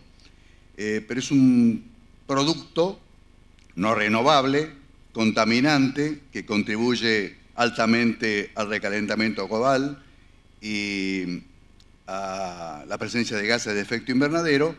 Y este siglo es el siglo del maíz y del sorgo, que son los cultivos energéticos más importantes del mundo y que en la Argentina por cada 100 hectáreas generan 11 puestos de trabajo. Fíjense en la importancia que tiene. Ahora, era un cultivo que en su momento fue excedentario. Hoy es un cultivo altamente demandado, en un mercado fuertemente competitivo, pero reitero, altamente demandante, lleno de competidores que cada vez crecen más. China está con 221 millones de toneladas, Sudáfrica estará con 17 millones, los brasileños con la safriña nos están haciendo estragos, los americanos vienen de una gran cosecha, con un carryover que se va a trasladar a esta otra gran cosecha que se les viene por delante. Se calcula que por primera vez en los últimos años los productores americanos pueden llegar a perder plata con el maíz. Tenemos también Ucrania, que es esos países raros, que era como Brasil hace un tiempo con la soja biotecnológica, que no tiene aprobado la biotecnología, pero tiene una enorme producción de maíz biotecnológico, genéticamente modificado y que por supuesto de una forma u otra entra al mercado también. Entonces, nosotros nos encontramos como cadena frente a lo que es la cadena y el desafío de la sostenibilidad. No los voy a saturar con cifras porque no tiene sentido. Es como pescar en la pecera o cazar en el zoológico. Frase común si las hay, pero que realmente es cierto. Si yo les hablo a ustedes de lo que es nuestra producción, lo que exportamos, que los ROE, que esto, que la cosecha va a ser de tanto, que en el norte se cosechó maíz de primera, maíz de segunda, ¿por qué diablos soy yo presidente de Maizar en vez de ser de Azagir, siendo que hago más girasol que maíz? Bueno, son los misterios que tiene esta zona. Pero si pensamos que el desafío de la sostenibilidad está condicionado a varios factores, como es el hombre, que es lo que dice ahí, incluir a los miles de millones de seres humanos que carecen de acceso a alimentos y energía, educación e inteligencia, está relacionada con la producción en calidad y cantidad de los alimentos, con los mercados, que son cada vez, como les dije recién, más competitivos, y el ambiente. El ambiente llevado a este cuadro apocalíptico que se genera por el recalentamiento global, las gases de efecto invernadero, y por supuesto nosotros que somos parte de esta culpa, no somos sostenibles, teniendo en cuenta que tenemos una enorme producción de soja y cada vez una menor producción de maíz. El concepto de cadena de valor es el que nos permite y le ha permitido a los países esos exitosos con quienes estamos compitiendo lograr conciliar todos los factores que intervienen en una cadena de valor. Esa cadena de valor es la que genera, agrega riqueza, agrega estructura y agrega funcionamiento. Nosotros tenemos, para hacerla muy breve, porque tengo muy pocos minutos.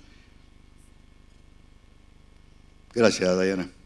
Tenemos una parte también, como tiene otras cadenas, de ciencia y tecnología, donde se encuentran las universidades, los institutos de investigación, los institutos de biotecnología, la cadena de insumos, donde están todos aquellos proveedores de nuestros insumos, desde las semillas, los fertilizantes, las maquinarias, etcétera, etcétera.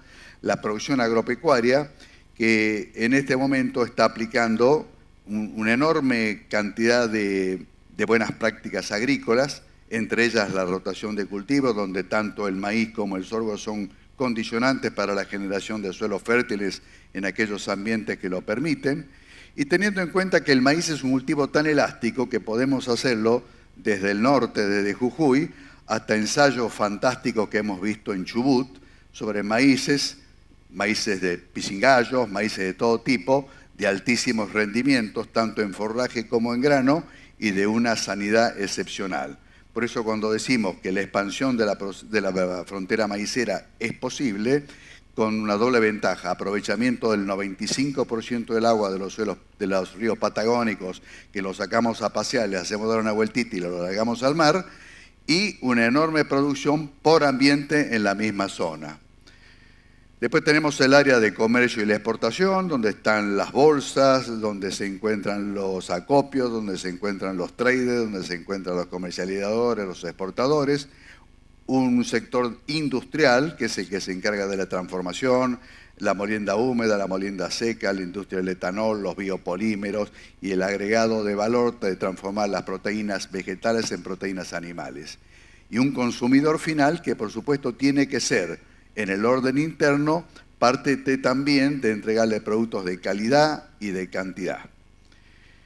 En los países donde la cadena de valor es la base del desarrollo, ellos pudieron superar la antinomia campo versus industria.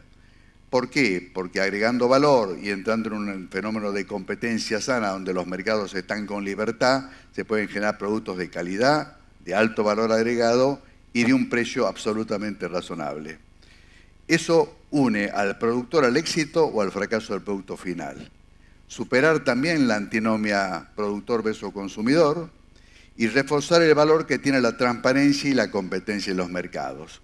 Cuando hay intervención en los mercados de tipo económica, condicionada por ideologías o condicionada por fenómenos de tipo dogmático, siempre surgen privilegiados y perjudicados.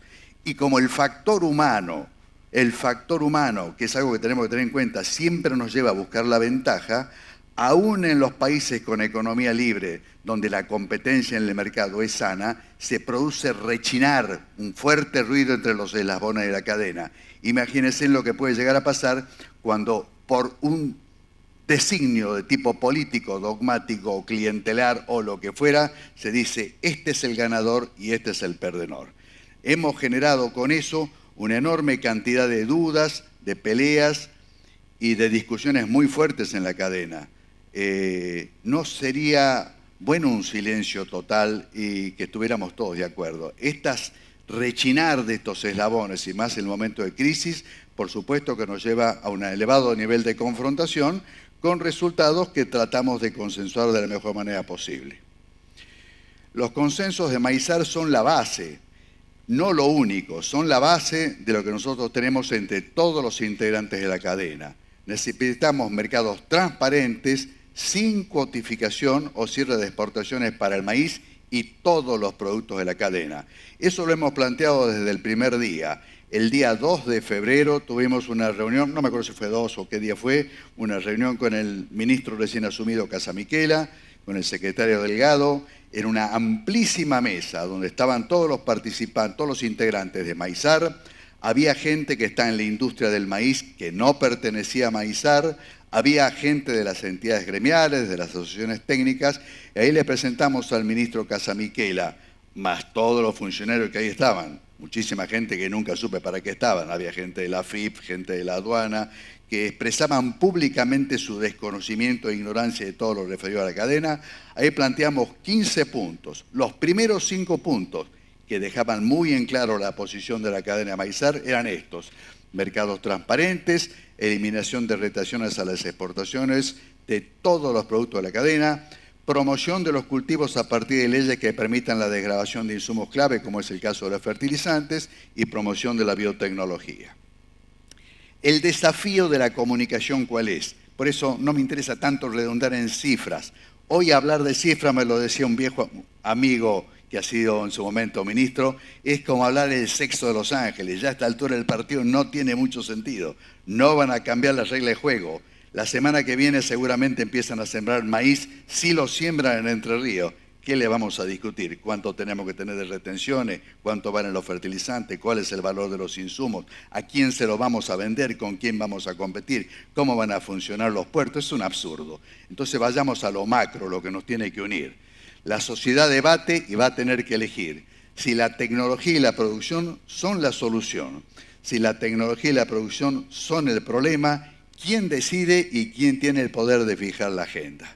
Si queremos hacer un brevísimo resumen de tecnología y producción son alimentos, bueno, vamos a caer en un discurso que ya todos lo conocemos, vamos a llegar a 9.500 millones de habitantes, la seguridad alimentaria, la necesidad de producir en forma sostenible, generando una protección para el medio ambiente, el ingreso per cápita que en los chinos aumentan, que todos los días pasan una ciudad del tamaño de Pergamino de los estratos bajos de la sociedad a los estratos medios, las necesidades que tiene esa clase media, la seguridad alimenticia y el comercio, la proteína animal como base nutricional para que transformemos todas estas proteínas vegetales en proteínas animales, las emisiones de gases invernadero, la sustitución de la energía fósil, la biotecnología, obviamente, todo nuestro crecimiento de la producción, en el caso del maíz es un caso muy importante, toda la presencia de la biotecnología, el cuidado y mejora de los ecosistemas a partir de la producción. Si lo miramos como que este es el problema, que realmente lo hemos podido vivir después del Congreso de Maizar cuando fuimos a Córdoba, junto con Mark Lainez, el ambientalista británico, a quien con un gran esfuerzo pudimos traer para generar el gran debate que tiene la biotecnología? Bueno, si pasa a ser el problema, como nos tuvimos que enfrentar con pseudoactivistas, lo que yo llamo los ambientronquistas, ahí tenemos todo lo que se nos presenta como contra, el control poblacional, el principio precautorio, el miedo manda, que el principio precautorio es fundamentalmente contra la comunidad agroalimentaria.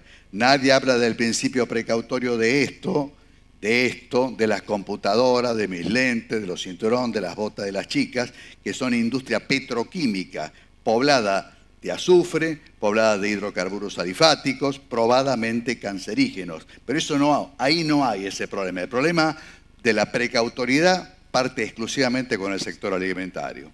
La teoría de los efectos indirectos, el conocimiento y la tecnología no importan, no a la biotecnología, no a la bioenergía, lo fósil es mejor. Bueno, eso lo demuestra el ministro, cuando el ministro de Economía, que es el que maneja absolutamente todo, hace los vaivenes que hace con todos los biocombustibles. Un día pasa de que no tenemos que importar combustible, al día siguiente con grabar todo lo que significa los biocombustibles. Es una política absolutamente errática e irresponsable. No sabemos cuál es la solución de los desafíos futuros. Mejor volvamos al pasado, volvamos al arado. Esto me pareció fantástico, esto lo saqué de una revista americana, que es dos tipos de las cavernas. Dice, algo no está bien. Nuestro aire es limpio, nuestra agua es pura. Todos hacemos ejercicio, todos los vegetales que comemos son orgánicos y todas las carnes que consumimos son de casa. Sin embargo, nadie vive más de 30 años. Entonces, es patético que sigamos discutiendo todavía el rol de la biotecnología y el rol de lo que es la parte científica aplicada al agro. ¿Quién decide y quién tiene poder de fijar la agenda? Los cierres de las exportaciones, que son arbitrarios. Lo puede manejar un mocoso impertinente que no le gusta usar corbata. Esto no lo hago yo porque sea como él, sino simplemente porque hoy no quería ponerme traje. Cuando el precio internacional sube, Argentina y otros pocos países. Las barreras arbitrarias al comercio, la Unión Europea, China, otros países, BRIC, la Argentina donde está, y los activistas antiagro. Entonces, ¿qué estamos haciendo nosotros? Nosotros hemos ingresado a Maizal. Maizal es un emprendimiento entre el grupo americano, donde está el National Corn Grower Association, el Luz Grain Council, Abromilio, que es la cadena del maíz brasileño, y Maizar. Este es un gran emprendimiento que lleva adelante Maizar, motorizado fundamentalmente por nuestro expresidente, actual vicepresidente Alberto Moreloy, y por Martín Fraguío, quienes nos han representado con mucho éxito ya, no solamente en Corea y en China, sino hemos concurrido a la Unión Europea, tratando de discutir sobre barreras arancelarias, pararancelarias, biotecnología.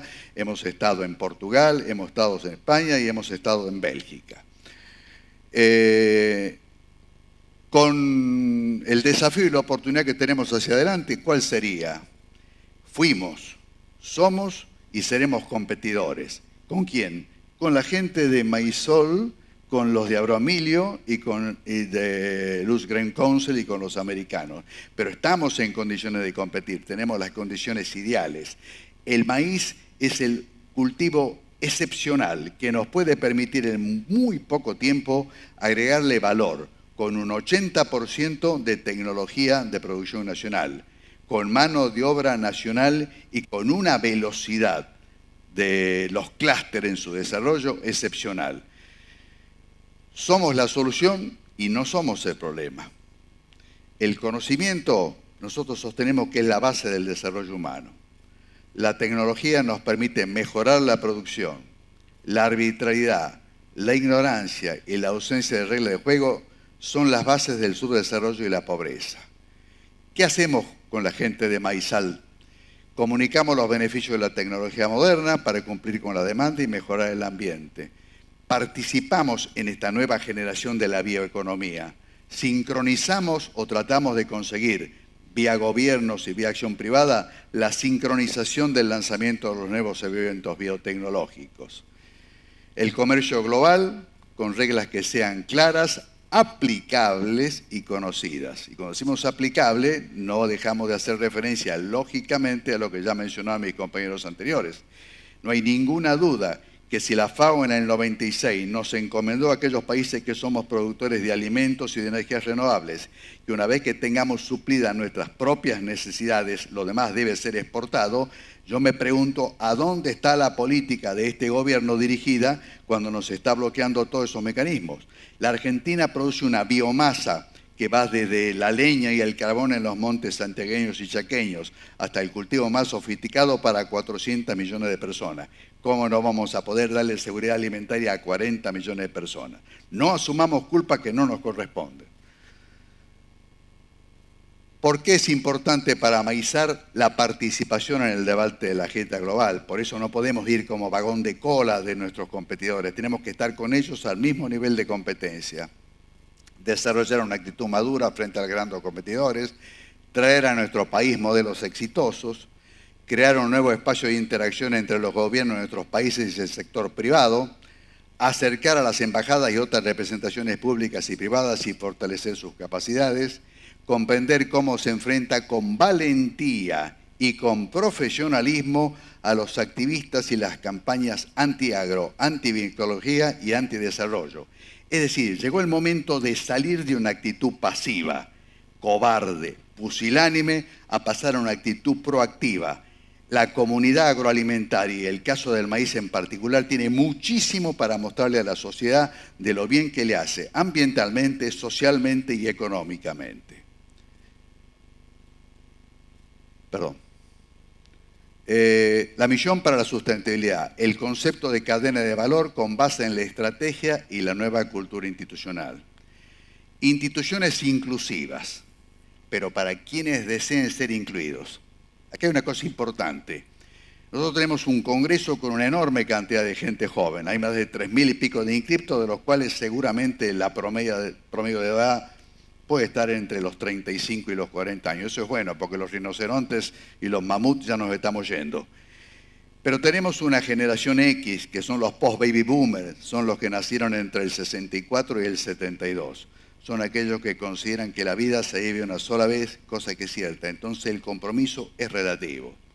Tenemos una generación Y, que es la generación de aquellos chicos cargados de capacidades, cargados de posgrados, de cultura y de profesionalismo, pero que no tienen trabajo. Tenemos una generación sí, pero este es un término mío, que en un congreso donde fundamentalmente estamos ya hablando de agronomía, si decimos sí, pero posiblemente podríamos decir que estamos refiriéndonos a ciperáceas, estaríamos hablando de un cípero suculento, un cípero rotundo. No, la generación sí, pero a la que me refiero yo, es esa generación que tenemos en todas las cadenas, que tenemos en todas las gremiales, que tenemos en todas las técnicas, que son aquellos que condicionan su apoyo al sí, pero. Esa es la generación sí, pero, súper abundante.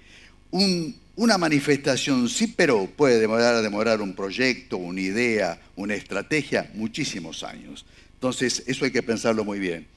Y por último, y en esto voy a recibir recuerdos para mi pobre madre y difunta madre en varios idiomas, incluso hasta en arameo, los famosos autoconvocados. Los autoconvocados en realidad no son autoconvocados, son aquellos que no quieren asumir ningún tipo de compromiso. Entonces resulta muy fácil, te paras en una esquina de la ruta, te pintas la cara, quemás 2 o 3 gomas, en patota patoteamos un camionero y esos somos los autoconvocados. No, señores, no pueden existir autoconvocados, tiene que haber un fuerte compromiso con las gremiales, aunque discrepemos con ellas, con las técnicas, aunque no queramos participar, y con las cadenas.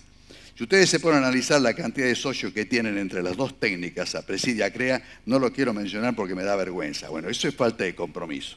La falta de compromiso también con las gremiales. Con esto creo que, Carolina, no me pasé del tiempo, no los he atosigado de cifras.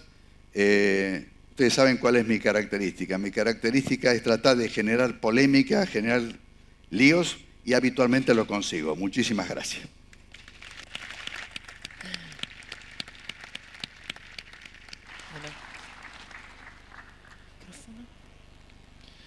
Muy bien, agradecemos a los 4 expositores de este panel y ahora, si hay preguntas, van a aparecer en la pantalla como para que los puedan ir contestando. Carolina, ahí tenés la primera pregunta y bueno, puede comenzar las respuestas. Bueno, perfecto. Bueno, les agradezco sinceramente el cumplimiento de los tiempos, así teníamos esta etapa de preguntas y coincido con Gastón en que la hora es un poco mala, pero bueno, vamos a demorar unos minutos más. La primera pregunta es sobre comunicación. La pregunta dice, ¿se están llevando a cabo tareas sistemáticas de comunicación hacia la sociedad desde la cadena o de forma conjunta con alguna otra institución? Bueno, obviamente que se adapta a las 4 cadenas, a los 4 representantes y bueno, tal vez la...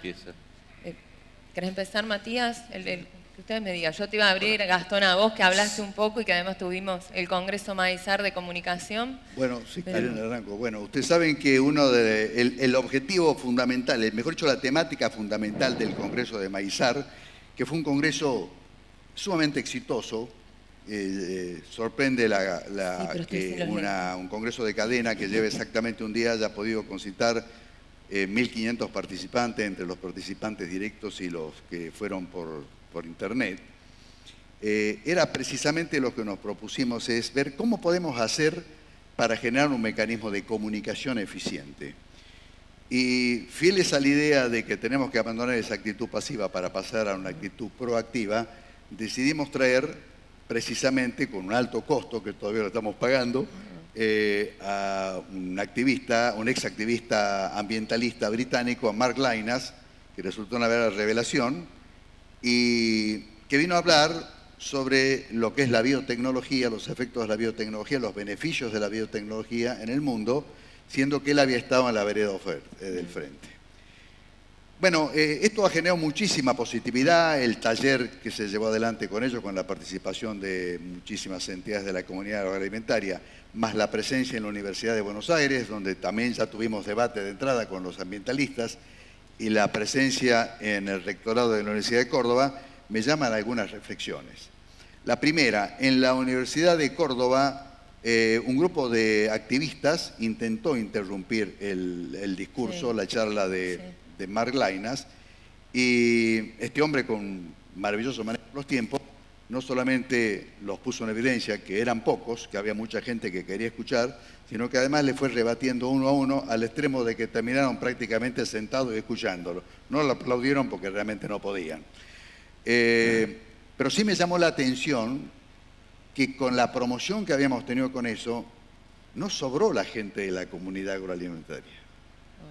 En un lugar donde precisamente está el conflicto más importante que tiene en este momento, la biotecnología, con la instalación de la planta de Monsanto, que es un conflicto netamente político, puesto que no estamos hablando de una planta elaboradora de herbicidas ni contaminante, en el caso de que fuera contaminante, que así no lo es, sino una planta clasificadora de semillas con una tecnología de última generación sumamente acotada.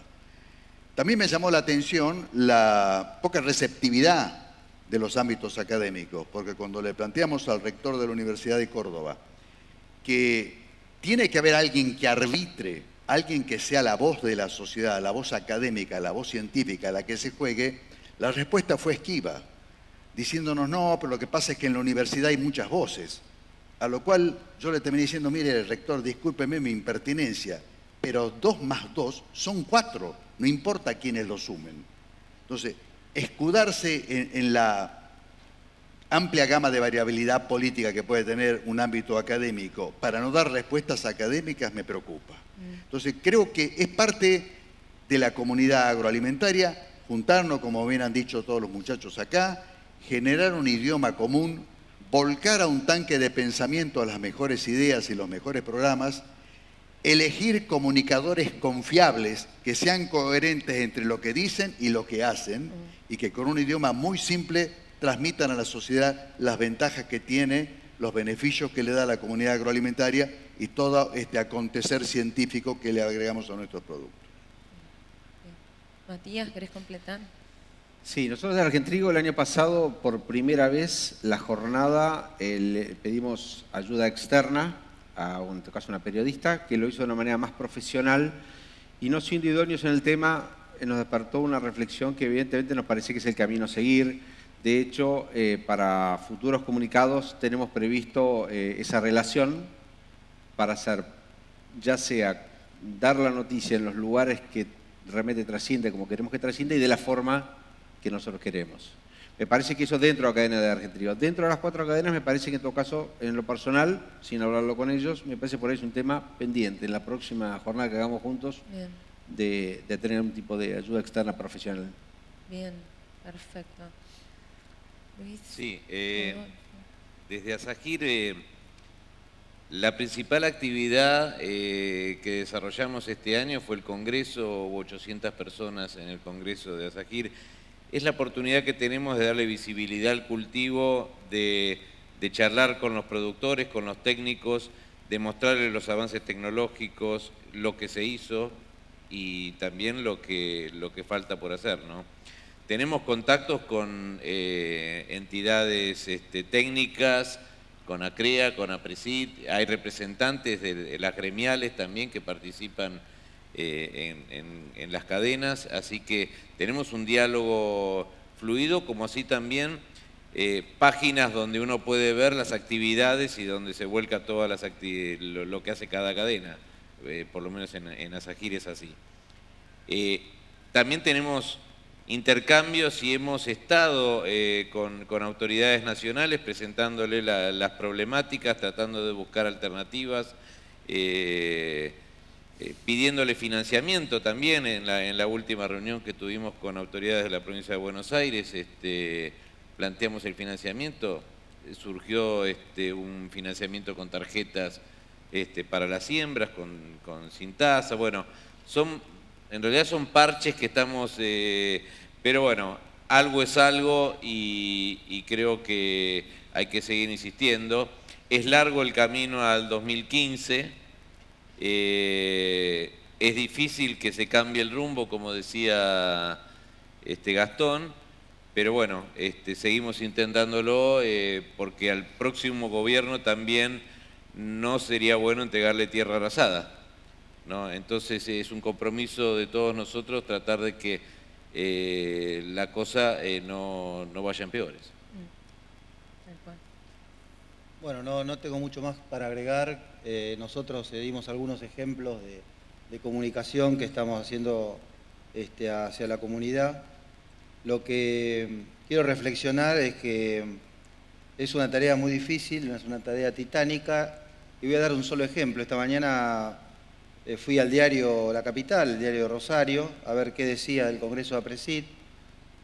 No llegaba una hoja, la información, una buena foto de la presidenta, y entiendo que un 20% del espacio donde había letra de lo que había sucedido ayer, donde había habido autoridades nacionales, donde se produjo un hecho relevante, que las entidades del campo, tanto la mesa de enlace como las cadenas y otras entidades entregaran a las autoridades presentes, que no eran muchas, pero estaban, un documento por 8 o 10 personas que estuvieron tocando un bombo acá en la puerta frente a las 4.000 que se inscribieron en el Congreso, ocuparon casi un 20% del pedazo de APRESID.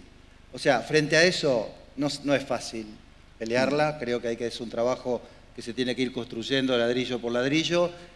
No nos exija más al sector también de lo que podemos dar, pero por otro lado también creo que estamos en una etapa también en la que tenemos que ver cuáles son nuestros déficits.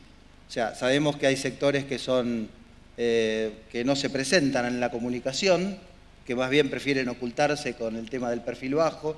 Sabemos que hay empresas o algunas personas, digamos, del sector que son más arrogantes o menos arrogantes, que no caen bien a veces en el mensaje. O sea, creo que tenemos que de alguna manera internamente también analizar, no vamos a poner todo de la pelota del otro lado, ¿no? Pero creo que lo que comentaron las otras 3 presidentes de cadena, en eso nos sumamos. Y bueno, ayer casualmente a la mañana hubo una reunión donde estamos viendo de qué manera se integra una campaña, digamos, comunicacional, donde tiene que haber un vértice que probablemente sea alguna universidad que canalice y los esfuerzos y que no haya una superposición también de esfuerzos, ¿no? Bien, para complementar un poco lo que dijeron ustedes, desde FADA también venimos viendo la falencia nuestra y de otras instituciones parecidas con el tema de comunicación. O sea, tratamos de hacerlo mejor, sabemos que es el camino, pero es un aprendizaje.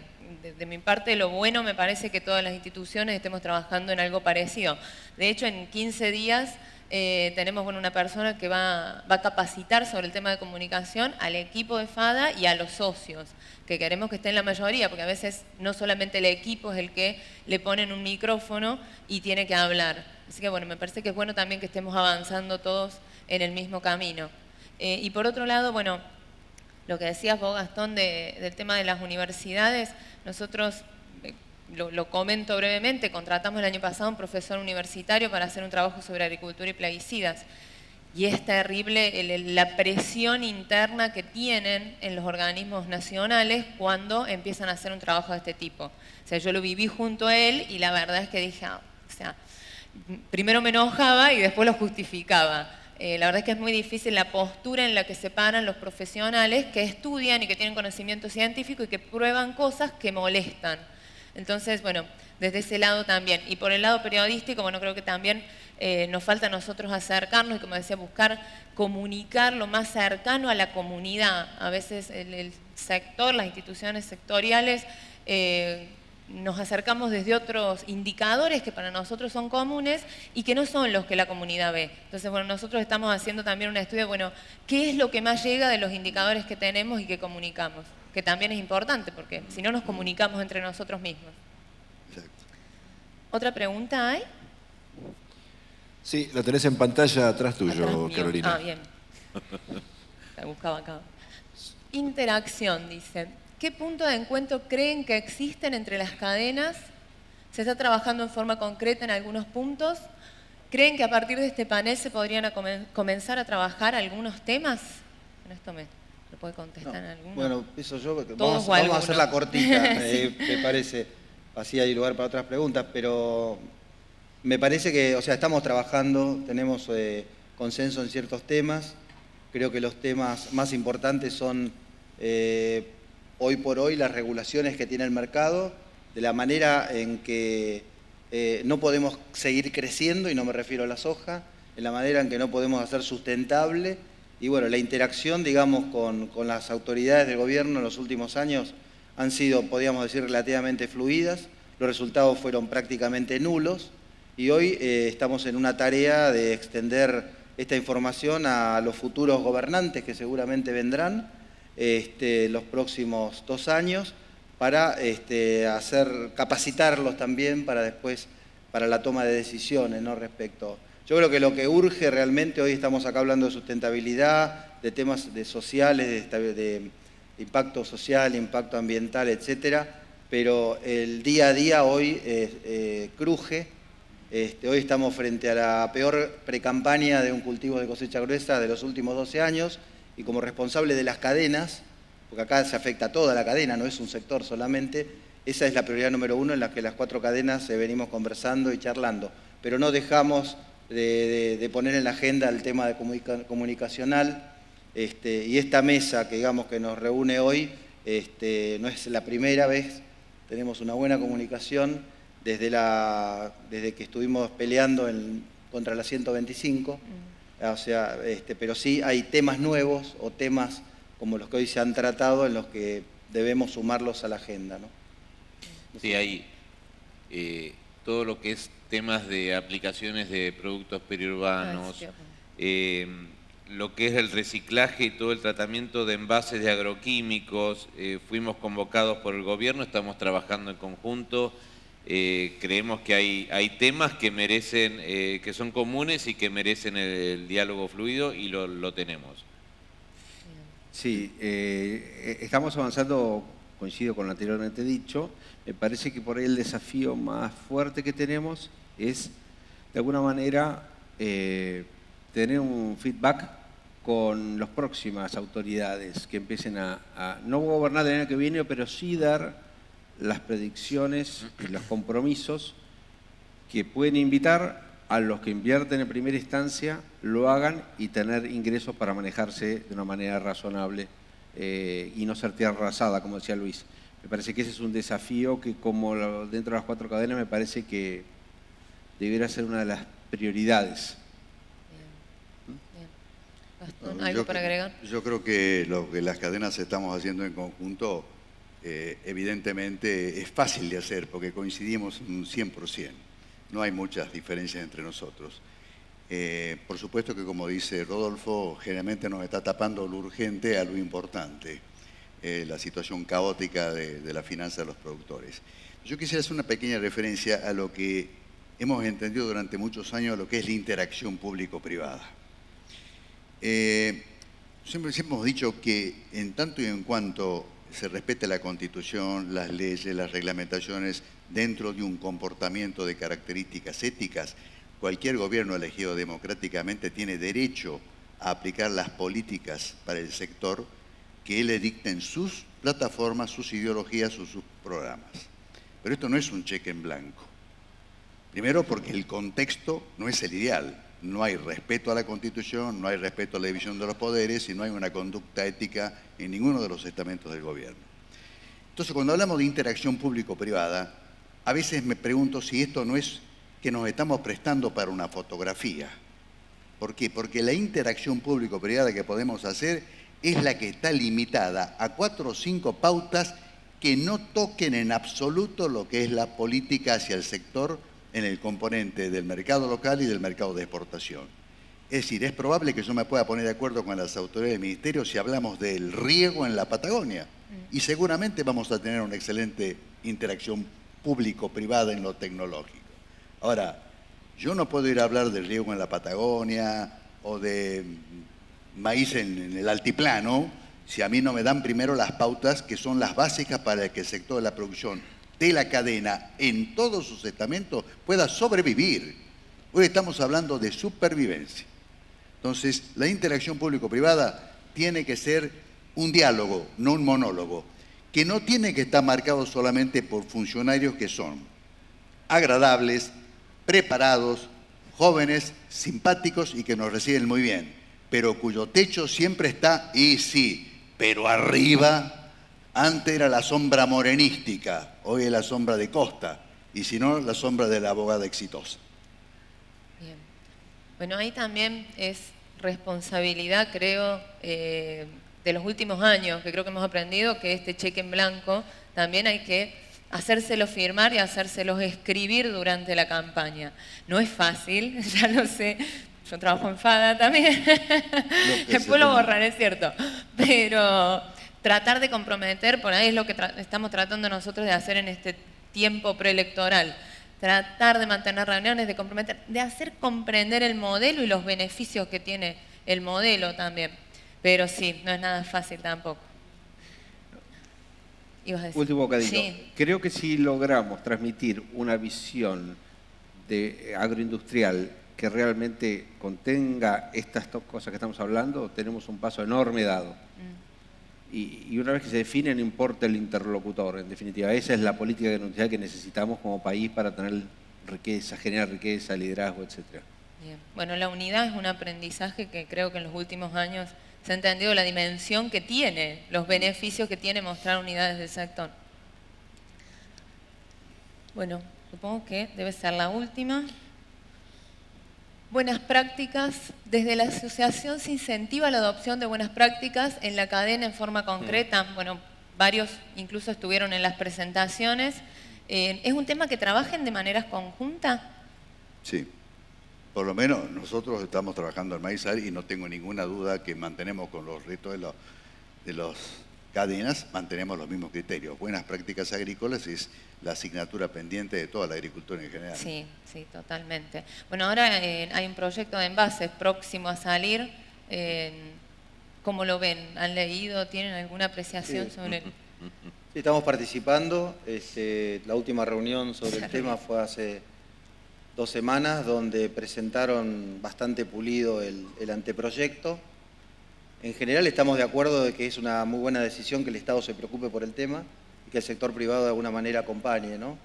Hay algunos temitas dentro de esta propuesta que son a lo mejor o impracticables o difíciles de cumplimentar, que es más o menos lo mismo, donde a lo mejor faltaría algún actor que no está todavía sumado, pero el tema es quién lo paga, y ahí no, si bien parece que está claro desde el punto de vista del Estado, no hay una correspondencia por quienes deberían pagarlo, porque este es un proceso caro, donde siempre termina el productor pagando, o bueno, algunas de las entidades como son los los que son los propietarios de los productos químicos, en el caso de este anteproyecto, ¿no?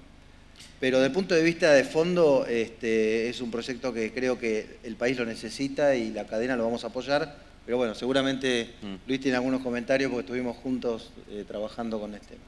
Sí, en realidad hay experiencias de trabajos público-privados que fueron exitosos. Yo nombré el tema de las aplicaciones periurbanas.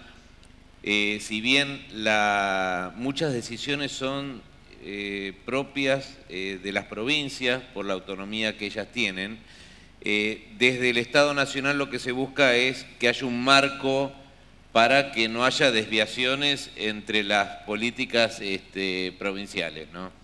Así lo hicimos en las áreas periurbanas, se presentó un trabajo. ¿Y por qué es importante el trabajo previo? Por el consenso. Si en estas leyes no existen consensos de los distintos actores que están involucrados, la ley es un papel que no sirve para nada, porque no se va a poder aplicar. Hoy presenciamos la presentación de un proyecto de ley por el uso de la tierra. En realidad hay que buscar consensos, porque si el productor, que es el que tiene que aplicar y el principal actor en esta ley de uso de la tierra, no se siente identificado y no la comparte por problemas de implementación, como por ejemplo, cuál va a ser el origen de los fondos para formar un fideicomiso que después sea repartido en aquellos actores, aquellos productores que cumplen estas prácticas, si el origen de esos fondos vuelven a ser las retenciones agropecuarias, arrancamos mal. Entonces, de entrada ese consenso se va a ver minado por una cuestión de fondo, ¿no? Entonces, todos compartimos la necesidad de utilizar mejor el suelo, de tener una agricultura sustentable. Filosóficamente estamos de acuerdo hasta en lo técnico, porque muchas de las cuestiones técnicas que se planteaban ahí las compartimos. Busquémosle la vuelta para que eso sea aplicable y no haya problemas previos en cuanto a la logística, a la implementación, que puedan hacer fracasar estos proyectos, ¿no? Bien, perfecto. Listo. Bueno, creo que estamos en tiempo ya, así que bueno, no me queda más que agradecerles muchísimo la participación. Así que, gracias. Muchas gracias. Lo despedimos con un aplauso a Rodolfo Rossi, a Luis Arias, a Matías Ferrecchio, Gastón Fernández Palma y Carolina Bondolich.